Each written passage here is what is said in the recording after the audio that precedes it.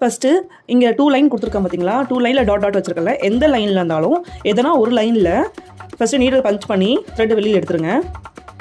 எடுத்துகிட்டு ஒரு long chain stitch அப்படியே நீடில் த்ரெட் எடுத்துகிட்டு போயிட்டு இங்கே மேலே இருக்கலே ஒரு லைனு அதில் பஞ்ச் பண்ணி நீடில் வெளியில் எடுத்துகிட்டு எந்த லாக்கும் போடக்கூடாது, எந்த செயின் ஸ்டிச்சுமே நீங்கள் போடக்கூடாது. அப்படியே எடுத்து அப்படியே ரிவர்ஸ் வந்துடுங்க. ஓகேவா? அப்போ ரிவர்ஸ் வரும்போது நம்ம ஸ்டார்டிங்கில் கொடுத்தோம் இல்லையா, அந்த த்ரெட்டும் வந்துட்டு உங்களுக்கு லூஸ் ஆகிட்டு ரிவர்ஸ் வரும். கீழே நூலையும் வச்சு அட்ஜஸ்ட் பண்ணிக்கோங்க. அட்ஜஸ்ட் பண்ணி இப்படி டைட் பண்ணிடுங்க.